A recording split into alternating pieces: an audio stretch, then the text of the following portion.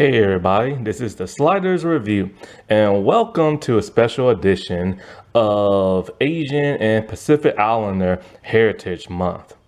And I'm here today to talk to you about Into the Badlands Season 1. So Into the Badlands is a show I've always wanted to talk about for a very long time.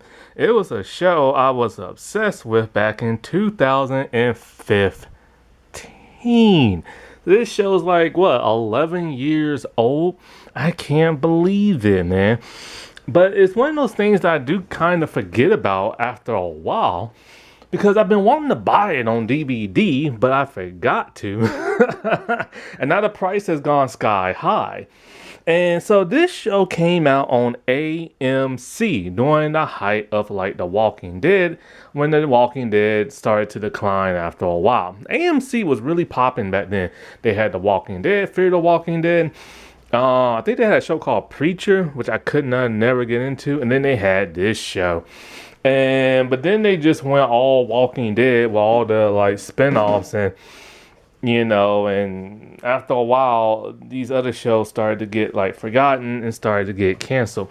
This show lasted for 3 seasons. I'm only going to talk about season 1 because season 1 is the only one I've been able to rewatch because it's free on Roku TV right now.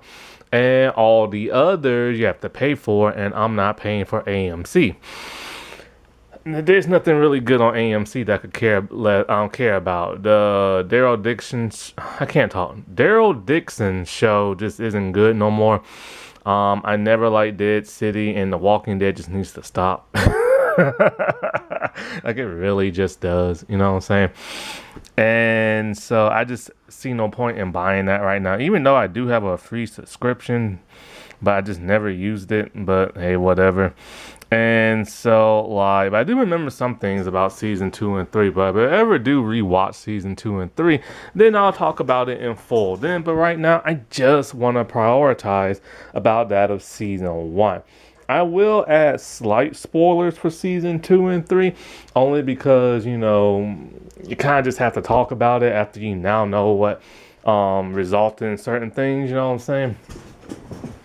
But, like, this was a post-apocalyptic, like sci-fi, high-octane, like martial arts show that was heavily influenced by Asian culture, and the lead star is actually Chinese.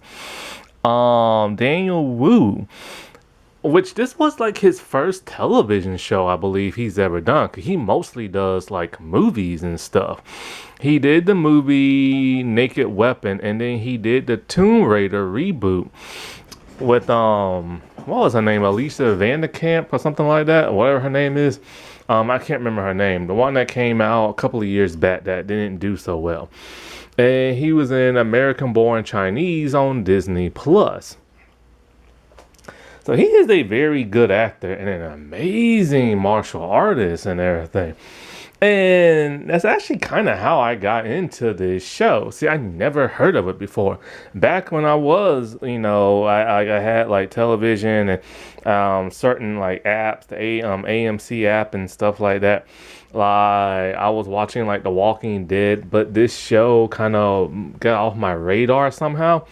And so I was on YouTube, of all places, and I was looking up videos of martial arts from TV shows and movies, and I saw this. And the first action scene I've ever seen, especially with him, was when he rides up on a motorcycle and he beats these men up in the woods. I'm just like, holy crap. Like, what am I watching? And I just started watching video after video. But then I realized, oh, wait, this is a television show. I'm like, I got to find out where this television show is. And so when I found out it was on AMC, I'm like, oh, I am so in. And I became, like, obsessed with this show season after season. But then there was a problem.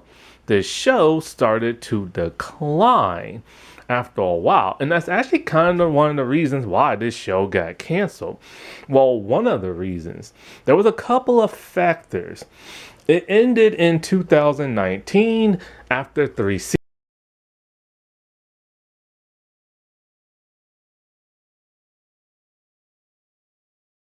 Now, of course, around 2018, 2019, that's when the pandemic started. So even if those other factors weren't a factor, eventually this would have been. And so, like, that's one of the reasons. Another reason is because of budget. This was actually on television, not streaming and everything. And the budget started to get insanely high after a couple of seasons, which makes sense because that's normally what happens in broadcast television. Your budget goes up and you have more special effects and more cast members and this and that. And so, like, the budget got to 100 million in season 3, the highest it's ever been, making about 6 to 7 million per episode. Not only that, but the actor revealed there were two completely different crews, well, over 200 crew members and stuff for like the action sequences and then like the drama type stuff, because the martial arts in this is fluid. You truly feel like you're watching a legit martial arts movie from Hong Kong and everything. It is that good. And the people doing it are like not even Asian people really in this show. It's like white and black, and there's a few Asian people and stuff. But it's mostly just like white people in this show. And I've never seen this level of martial arts from like a white cast like this, unless it was in like an actual movie trained by that of Asian people and stuff. So yeah, it was just like the budget was high for all this choreography and everything. And then of course there is declining viewership. It started strong in the millions, like around 6 million or 8 million in the first season, but then towards the end it started to dip. Each season started to dip more and more and more to where the third season only came into about like 1 million or so. Now, I do remember being frustrated because like after season one is the best, hands down. Season 2 is the second best, and season 3 is just kind of like, what the freak nuts are you doing? Like, season 2, I was wondering what the heck was going to happen. You know, Sonny gets captured. He's on that boat. Like, what's going to happen? And season 2 started. He has like longer, shaggier hair. He gains like this new cool looking sword with like earrings on it. Like, what? But then they introduced, oh, look at this, at least for me, this is what kind of did it for the show. They introduced a brand new character, mysterious, devious, and everything. You don't know if you can trust him. But the problem with this character is that he is very comedic. I could not stand that. This show is serious, plain and simple as that. It's a drama action series. Infusing humor into it all of a sudden just felt kind of wrong. And this character just drove me nuts every time he's there. And they made this huge mystery revolving around this character where he knows everything that happened in the past, what's going on with the whole dark magic thing, or dark power thing, these group of like people, this, and I'm just like, this isn't his show, you know what I'm saying? Then at the end of season 2, they started killing off some of their best characters and everything. And those stars started going to like other series. And once they started killing off like a lot of your favorites, it's just kind of like, you don't want to come back for like another season, you know? Now still, yes, some of your other characters are still there, but they've changed. Now, people who were kind of like in the middle, you don't know if they're good or bad, they go one way or another. Minerva, she started off as kind of like bad, and then she became eventually good. And then there's MK, who started off good and you sympathize with him, but then he started turning into like a butthole after a while. And it's just kind of like they started introducing all these new characters, and the mythology just started changing, and it just started to become tedious after a while, to where it became very uninteresting and stuff. And I just remember as the seasons kept going by and then getting into that third season, I'm just kind of like, come on, man, get good again. Like, get back to season one level again. Now, the thing about this show was its visual style that was interesting. The best describe this, think of Firefly, Fox, that Fox television show, Firefly. Firefly meets Crouching Tiger meets Avatar The Last Airbender, but maybe meet Xena Warrior Princess. You know what I'm saying? Like, it was a really interesting visual style show. And it did remind me a lot of Avatar The Last Airbender and stuff. It was just different and like very unique. Um Now this is gonna be a little bit of like the spoiler part, a little bit from that of other seasons. Now here's the thing, right? The visual style looks like it's 1800s America and early 1900s and stuff. But they dress like they're in 1800s America, not so much cowboyish, but a little bit more the colonial, and they dress very Asian and everything, like Asian clothes, Asian weaponry, like Asian swords and like nunchucks and sais and all kind of other Asian weapons and stuff. Now, what's interesting is that some people ride on horseback, while others, the more fancier people who have like money and stuff, they um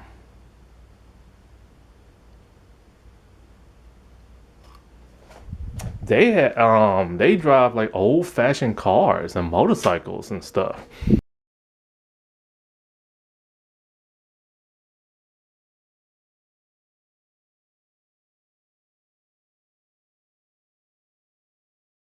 They have old colonial buildings, and there's even like a model of like um the White House and everything. So like, wait, hold up, what period in time is this? At first, I thought it was back in the old days, like 1800s.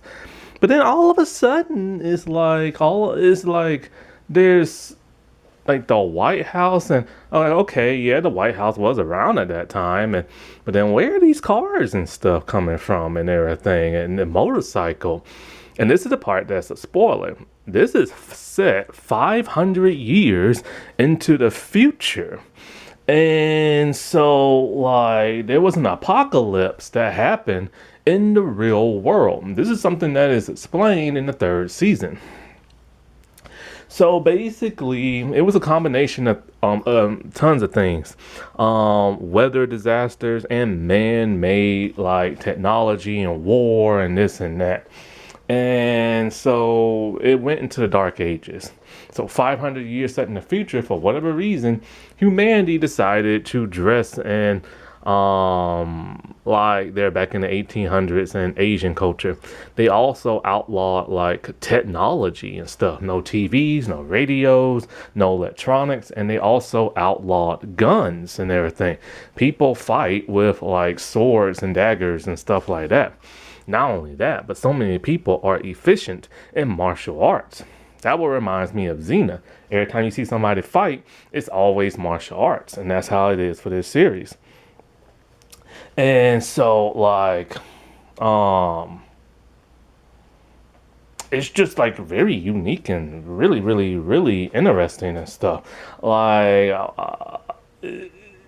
you kind of like before you find out this big twist in the season three, just kind of like something that making sense. Why is the world the way it is? Like, make it make sense. And then they finally did with that huge reveal towards like the end of like the series. By that time, it was a little too late because it left a lot of people confused as to why the world looks the way that it does and everything. And so that also reminds me a bit of the Firefly type thing. Now, the people who created this are really interesting.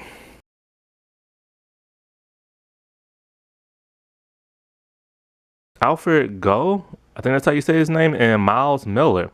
The creators of Smallville, of all people. See, they do know how to do action and stuff. They just didn't want to do it on Smallville.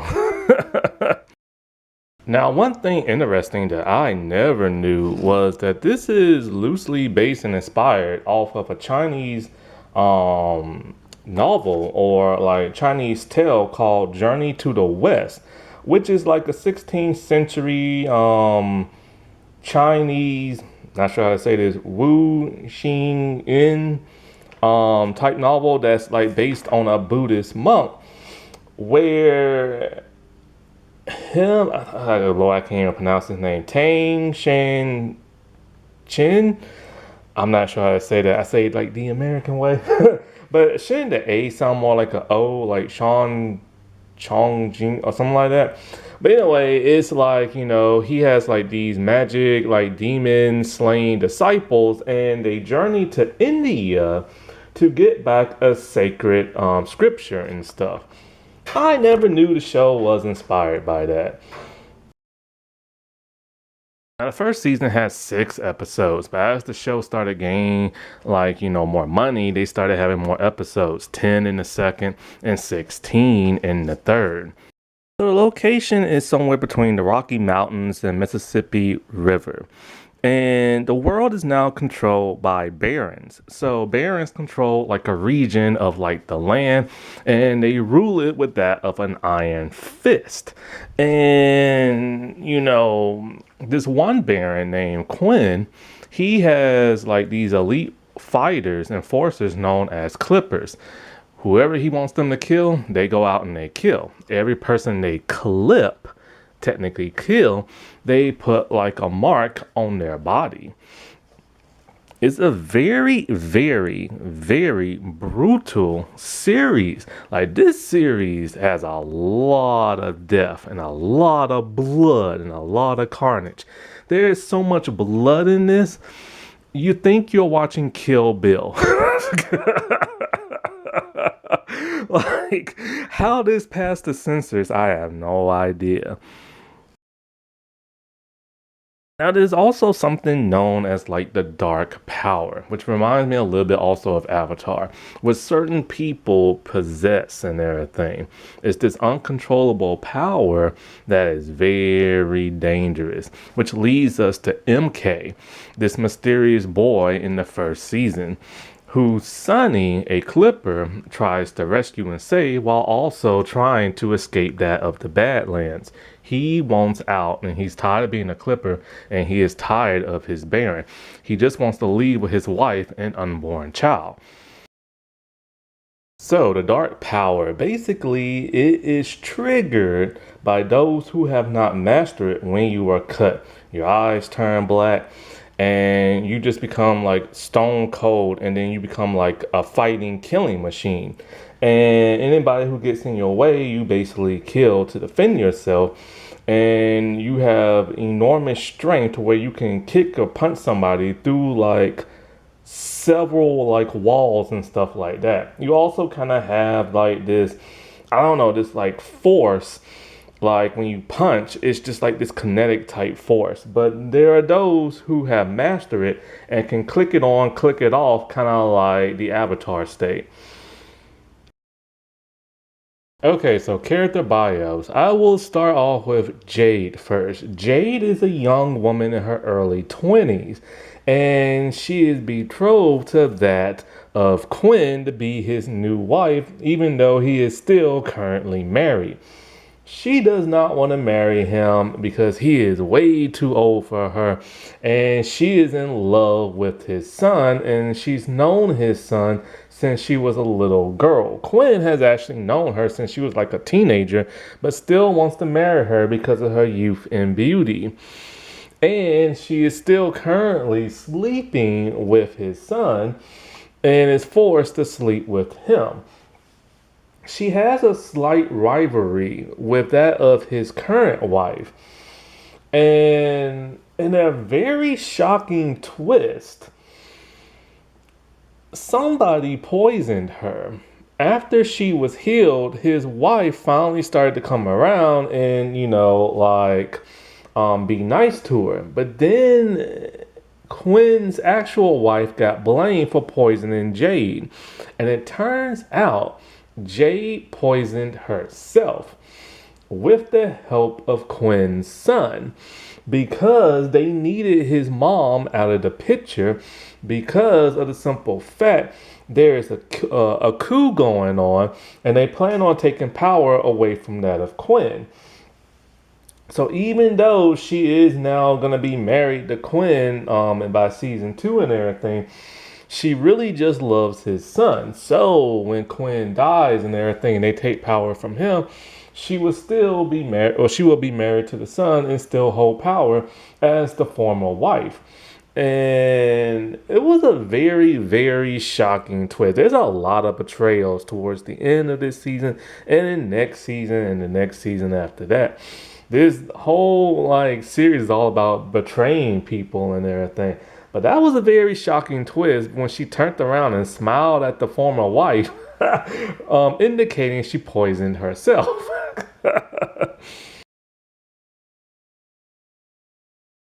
Ryder, he is the only son to that of Quinn and that of Quinn's actual first wife.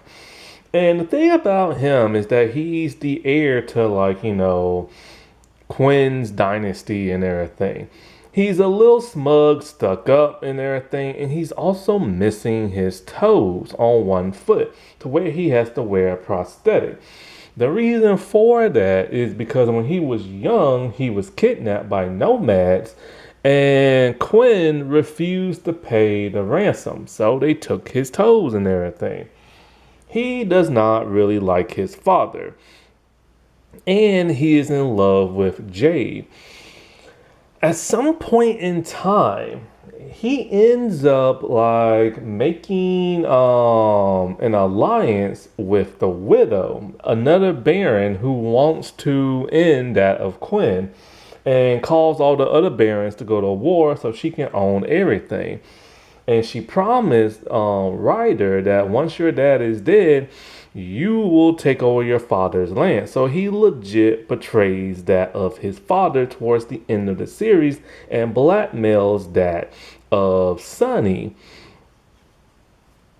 But what was very shocking, I can understand he betrayed his father because, his father rubs in his face, I took your woman and all this other stuff like that. But how he betrayed his mother, she genuinely loves him and everything. So for him to betray her was very shocking. But of course, once his father dies, if his mom is still there, she could take power and everything. So he needed her out the picture. Plus, his grandfather on his mother's side was part of those nomads that kidnapped him and stuff. Waldo, played by Stephen Lang, he's paraplegic and in a wheelchair. He used to be a regent under Quinn.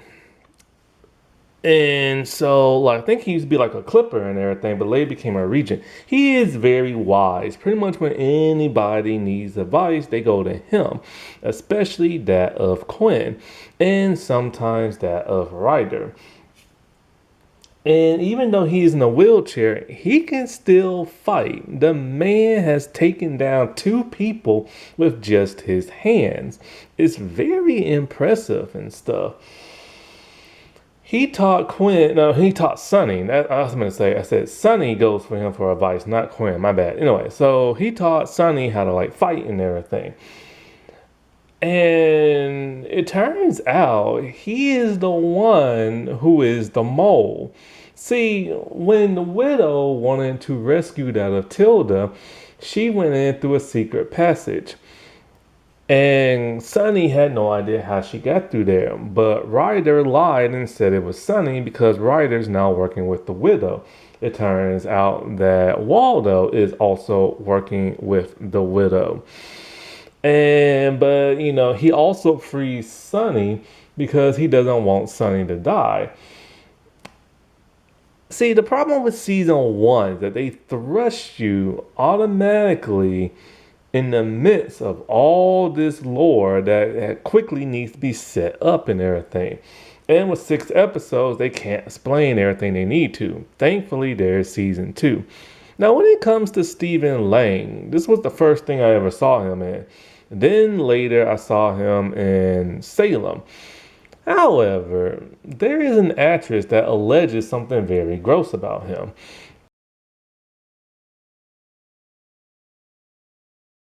Kari War, best known for being on Sliders, she alleges that him and her did a movie in the 90s where there was a nude scene. And she alleges that when he was nude, he started smacking her with his wee wee.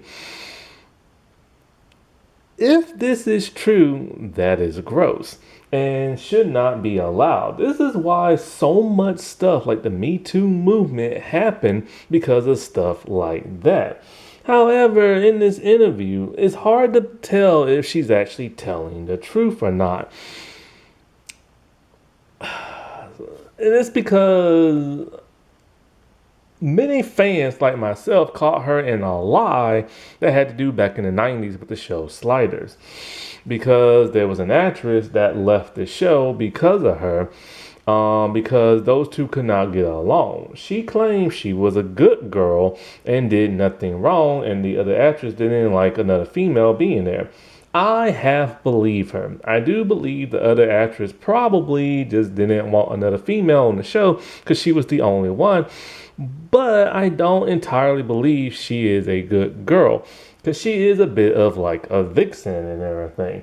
And she knows a lot of celebrities that are very, very gross and everything.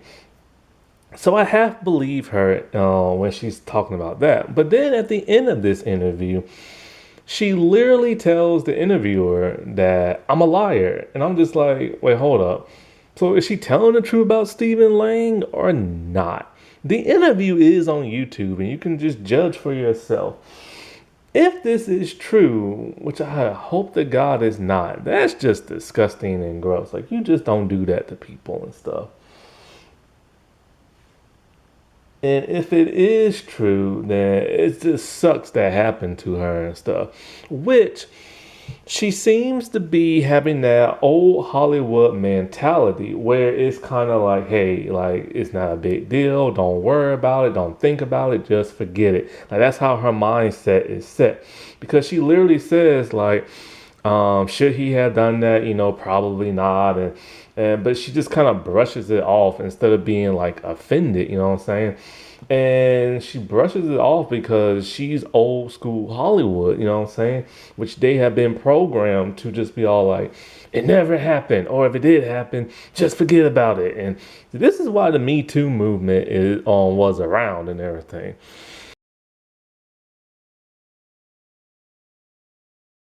Vale. So, Vale is played by Madeline Mantok. And she will later, after she leaves this series after season 2, she will later go on to the Charm reboot on the CW. This was actually the first series I actually ever saw her in. So I was really shocked to see her like show up in Charm. And so she is the lover of Sunny. She is also that of a doctor, being trained by that of her adoptive father and everything. It's never really explained what happened to her real parents, but like her adoptive parents, one of them is a doctor who's treating Quinn. And when Quinn gets some bad news, he doesn't want nobody to know. So he murders her adoptive father and mother, hoping they won't spill the beans. Then he later blamed this on Sunny, which Vale kind of believed for some stupid reason and everything.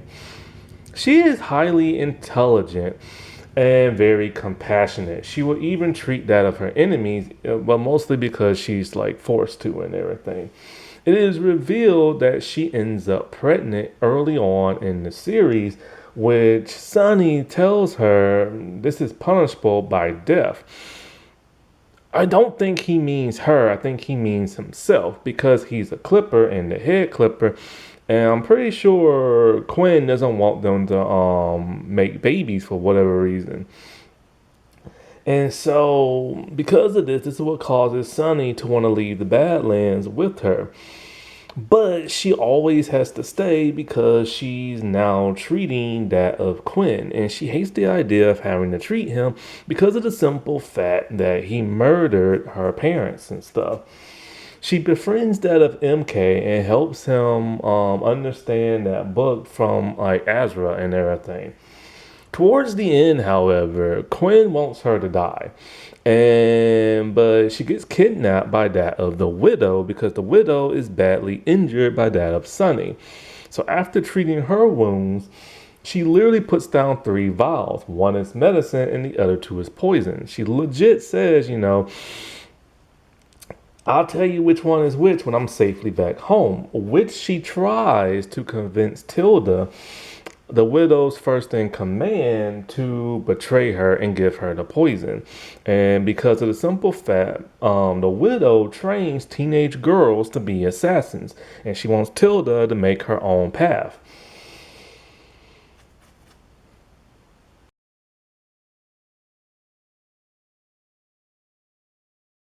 Lyda, she is Quinn's first wife, and she appears innocent enough, a devoted wife who loves her husband, but her husband will not stay faithful to her.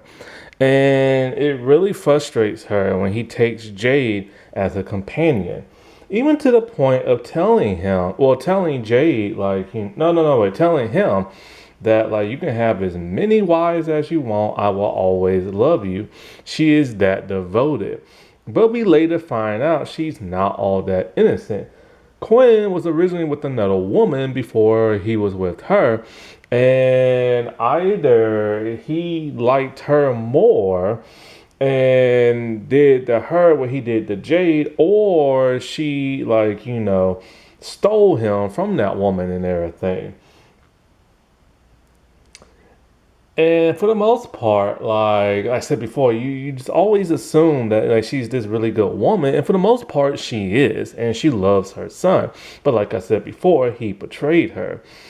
And when she gets like banished from that of her home by Quinn, she has no place to go. And she's been spoiled her entire life, never having to work or do anything of her own.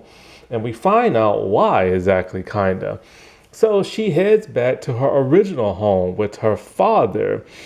And she literally just pleads and begs for him, talking about, I have no place to go. Like, take me in. And so he's all like, ugh, fine. Do you like get on your knees? Do you renounce your wicked life? Blah, blah, blah, blah. See, these people are like kind of very religious and stuff. They also have ties to that of Azra.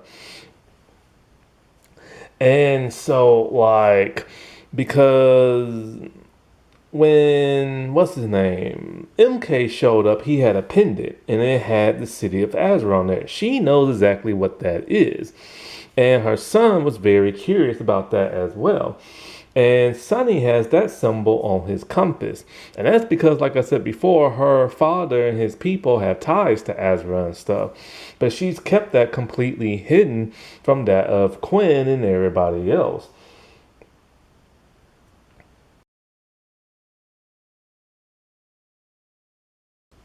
So Allie plays that of Tilda.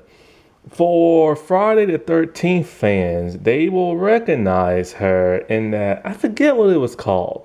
It was some type of apple something, beer something, like internet short on YouTube from Friday the 13th. And she was the person in that. And that's why I recognize her from this show. And so Tilda is like a teenage girl and she's a butterfly. Butterflies are assassins to that of the widow. And she's the widow's favorite and number one in command because the widow murdered her own husband because he tried to assault that of Tilda. She took her under her wing and is her favorite. And she's very highly protective of her. Tilda, she meets MK and it's like love at first sight. to where she sees that, he's lost, he's hurt, and she takes him into that of like the widow. But the widow doesn't allow men to live there, but she allows MK and stuff.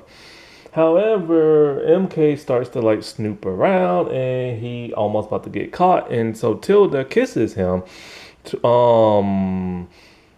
to make like the widow kick him out, because the widow assumes that he might be holds that the dark power. So she wants Tilda to literally cut him and all this other stuff. Tilda is kind of confused because she just doesn't understand what the heck is going on, because she knows that her mom, that's what she calls her mom, because everybody calls her that, the widow. So she knows that whoever has this dark power, her mom wants to like brainwash and fight along her side and kill for her. And she doesn't want MK to do that because MK just doesn't want to hurt nobody. She really truly cares about MK and is willing to have him kicked out just so he can be away from that of like the widow and everything. Her and MK do have some conflict here and there because they are on opposing sides. He works for Quinn and she works for the widow, and those two hate each other and stuff. But like when she gets captured by that of Sunny, the widow comes in to rescue her. She is very defiant. If you capture her, if you're on the opposing team, she will spit in your face and she will bite off your ear, literally, and everything. And so when she discovers that MK does have the power, she is just scared out her mind. But she's able to calm him down the same way Katara is to that of Aang in Avatar The Last Airbender when he's in the Avatar state. Because in order to calm yourself down, you have to think of something you really, really love the most. And apparently he likes her a lot. And so, yeah. Now, of course, like I said before, Vale wanted Tilda to kill that poison the widow. So when Tilda goes back and starts talking about what are you gonna do to MK and blah blah blah and all this other crap, and she debates if she's gonna do it or not, which ends on a cliffhanger.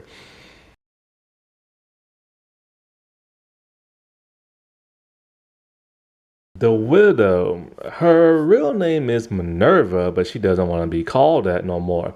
She goes by the widow because, of course, she murdered her own husband.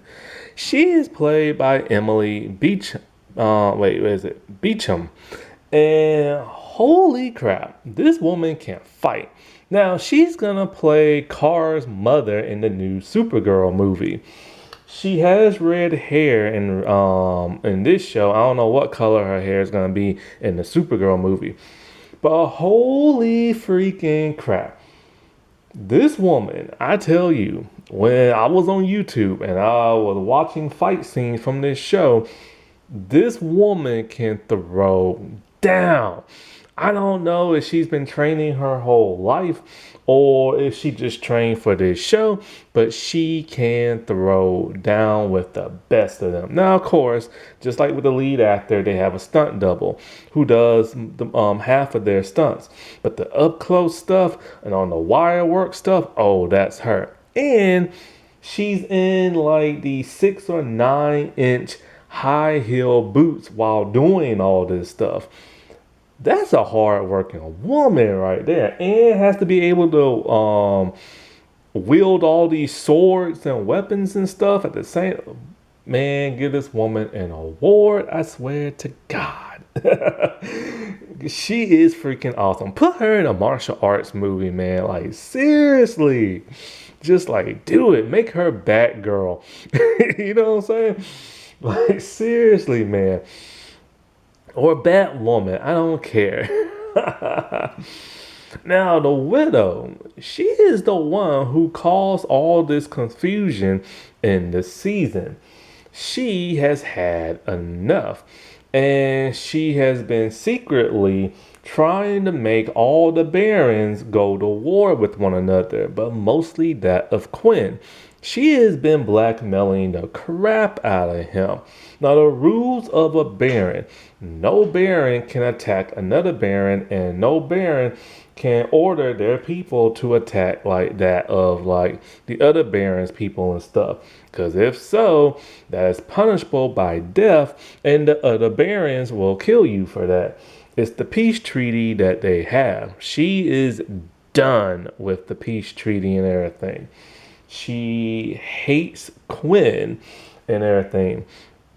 And she would do stop at nothing to like, stop him. She has convinced so many other people from other barons and stuff to be on her side, including that of some of Quinn's people. At some point, when Quinn and his people, Clippers, were gone, her and her people came in, slaughtered some of the Clippers that were left and the cogs, and kidnapped the other cogs and paid them money to join her team. A cog is basically just a soldier in Quinn's army. And if they want to, they can rank up to be that of a Clipper, an elite killer and everything. So he's pretty pissed that his soldiers went and worked for her and everything. And so, like I said before, she's been blackmailing him. She's been hiring men to dress up like Clippers and like go and like kill a bunch of people in the other barons like land. She has no idea Quinn is dying, but she wants MK. In fact, she had him imported over from another part of land because she wants like a super soldier to fight for her and everything. But something went wrong. He escaped and ended up in Quinn, with that of Quinn. She has no idea if MK is actually the one with the dark power. So of course she wants Tilda to go and test that out. But Tilda is betraying her, which she does not like because Tilda is starting to like boys and starting to disobey that of the widow and everything, and she just ain't having that crap. And had to literally remind her, look, I killed my husband for you and everything. And that's how she became Baron. But the other barons don't consider her to be a true Baron because she is female and stuff. And so, like, after she goes to, like, rescue that, part of, like, the war has kind of happened with the other barons, so she succeeded in that. But, Quinn and his people raided her place, and she had to go find, like, a new place to live. Now, here's the crazy thing, right? When she rescued that Atilda, Sunny sliced open her stomach and had to be treated by that of Vale. While she is like, healing up and everything, Tilda asks her all about like how you know so much about MK and his power and stuff. It is revealed that the widow used to be just like MK. She used to possess the dark power. How she gave it up is unknown at this time. And so there's a lot of like there's just so much mystery with this show, and 6 episodes weren't enough. Thank God a second season got greenlit for additional episodes and stuff.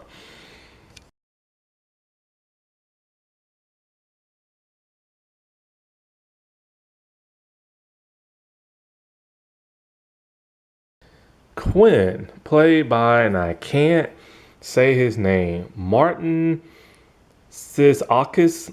I'm not sure how to say that. He played Boreas in Xena. Man, I have seen this dude in so much stuff. I've seen him in Xena. I've seen him in Cleopatra 2525. I've seen him as the Russian guy from Vin Diesel's Triple X movie. And this man's an amazing actor. I think he's from New Zealand, and he pulls off a very convincing country southern type accent. He sounds like what's that? The Colonel from KFC, and that rooster thing from Looney Tunes sounds just like him. Man is an amazing actor. He plays an amazing villain. He always does. Quinn is sinister and evil as can be. He's one of the best villains on television. This man just don't care. Basically, it's like this. He's a baron, and his land makes opium poppies and stuff. And he does not want his people to leave the badlands whatsoever. If you try, you get killed, or clipped, as they like to say. And his clippers are not allowed to bear children. That's a big no-no. Sonny is his favorite and his top clipper.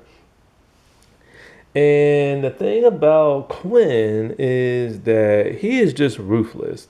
Like, he takes in a bunch of young teenage boys and trains them to be murderers and stuff, and tells them, I'll get you what you want. I can get you a nice house. I can get you some money. I can get you tons of women. And I can take you on down to the strip club and everything like that. Like, he will do whatever it is to make his men happy. But whatever he wants, he takes, whether like you give it to him or not. The man just doesn't care. You have to be 1,000,000% loyal to him. And if not, you get clipped. Problem is, the man is dying. He has a tumor in his brain.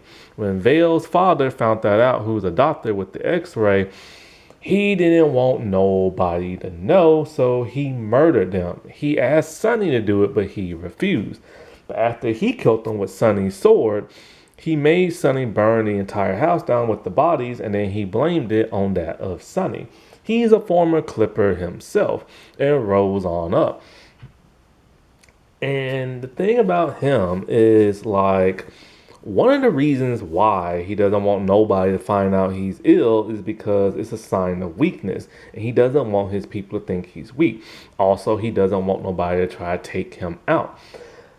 And also, if he dies, then all the other barons are going to pounce on his land. Excuse me. And so, like, because of the tumor in his head, it gives him massive headaches, and it causes him to act irrationally, which Sonny can notice. He will later turn on Sonny because of that of Ryder. All it took was one lie, and that's it.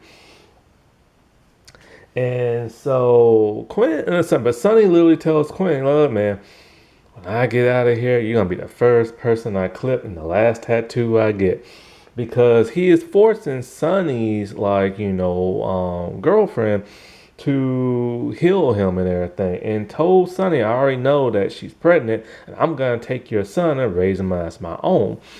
And it turns out that, like, he found Sonny.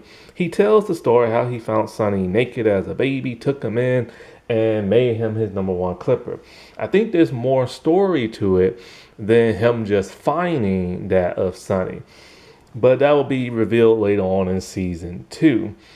Sonny, however, stabs the crap out of him at the very end of the season. And there he lies, just, blood draining from him and this and that.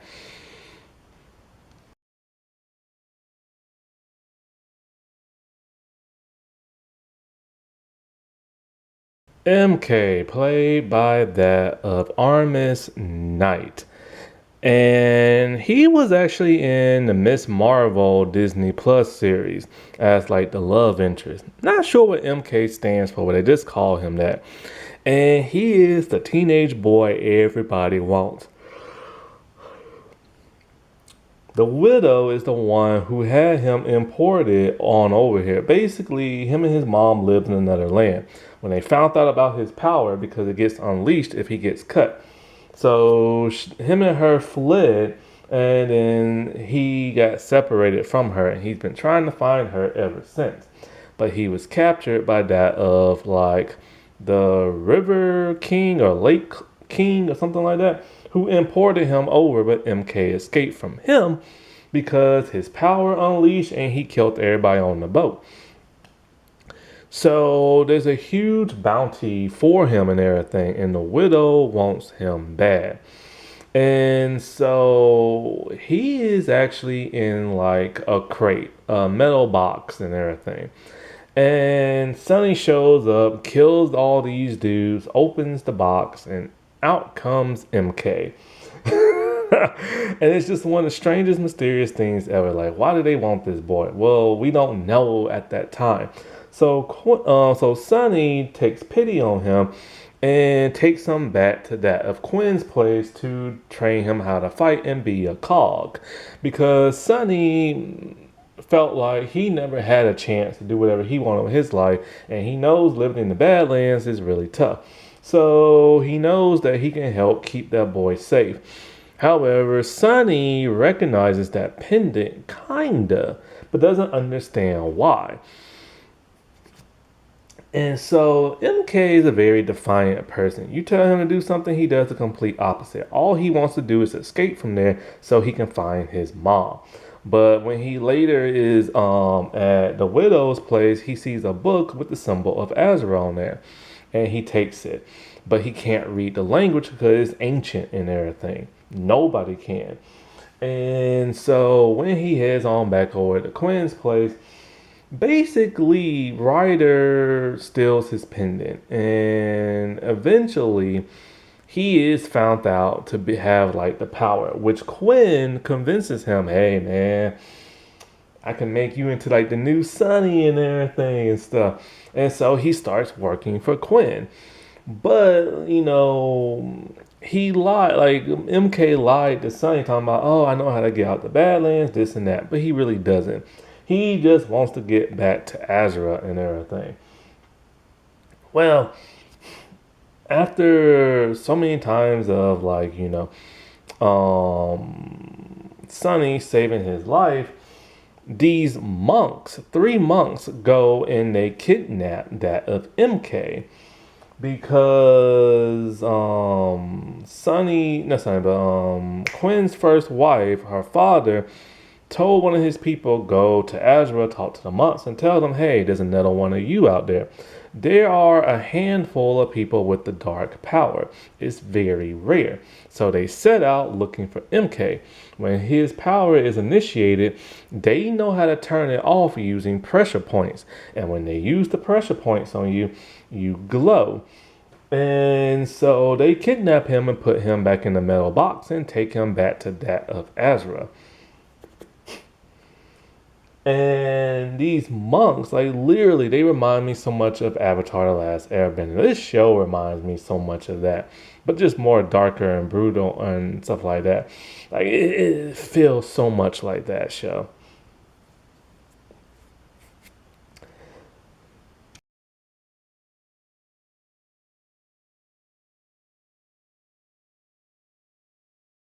Sonny, played by Daniel Wu, who is also an executive producer on this show.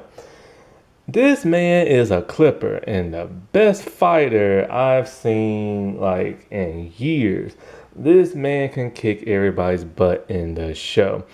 He has his own code. And like I said before, Quinn found him when he was just a baby and he had a pendant. That pendant had the symbol of Azra on there. But why does Sonny have that compass pendant with that symbol? Is he from that land? Is gonna be explained much later on in the next seasons and stuff. And so like his whole backstory is a mystery that even he doesn't know. But Quinn literally made him into like the best enforcer there could be. And Sonny always felt like he never had a chance to live his life the way he wanted to, which is the reason why he befriended that of MK and always helping him to escape. And so, like I said before, Vale is pregnant and he doesn't know what the heck he's gonna do.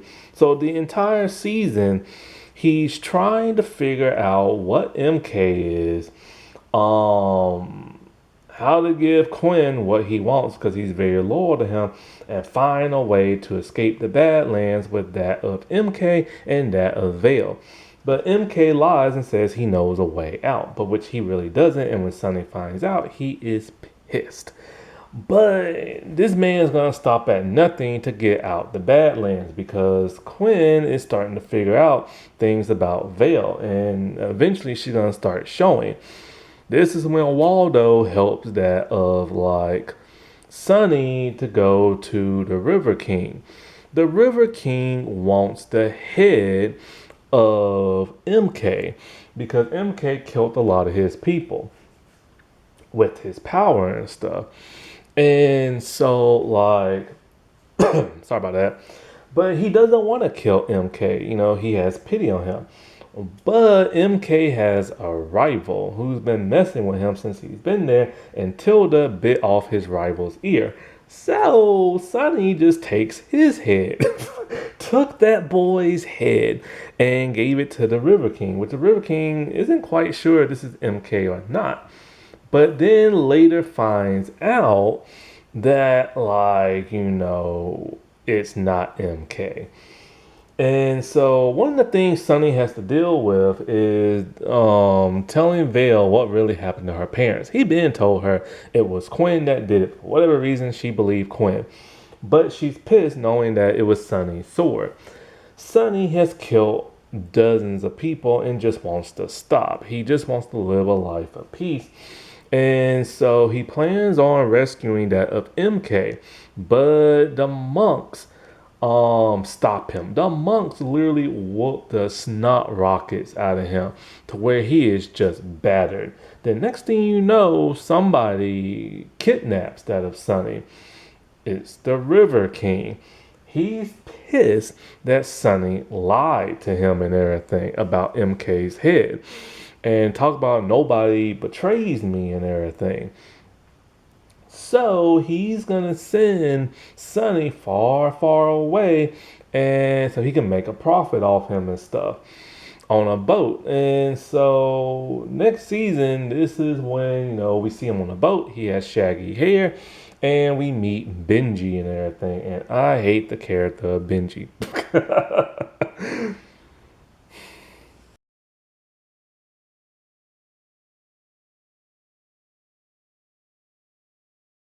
So yeah, season one, in my opinion, is like the best. The only reason why I don't like season two is because of Benji, but I just don't like all that humor and stuff. But here's the thing, right? Season one, although I think is awesome, it's confusing. There's so much to take in only 6 episodes. They literally thrust you in the middle of all this lore and expect you to understand everything. But it was enough that in the action to get a season 2. Now, here's 2 ways you can watch this. You can just simply watch it on AMC app and everything, right? Or you can watch it on Roku TV. This is what is confusing that I just found out a few nights ago. Season 1 is available free on Roku TV through that of AMC. And you have to pay for the other seasons. However, if you watch it on Roku television channel thing, whatever it's called, you can watch every episode of every season for free.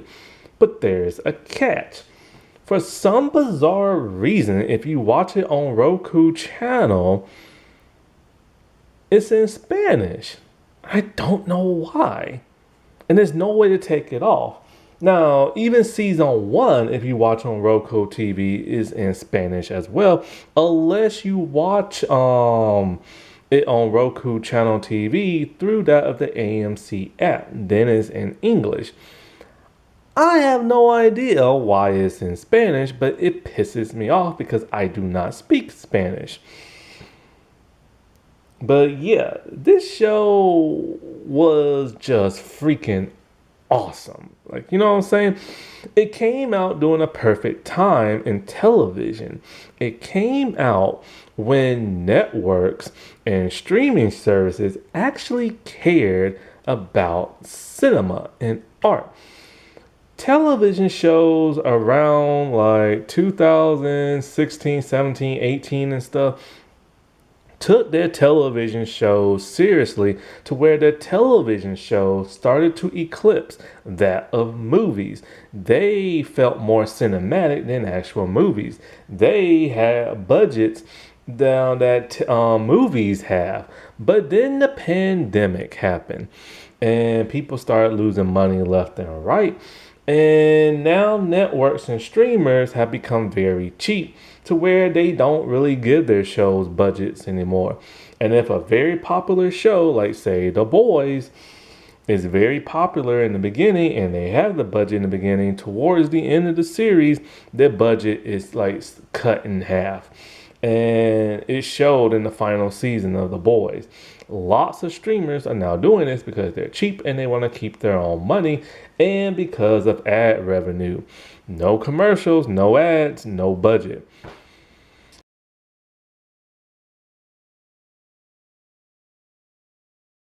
Happy Asian and Pacific Islander month, everybody. Alrighty, well, I'll talk to y'all later. Bye.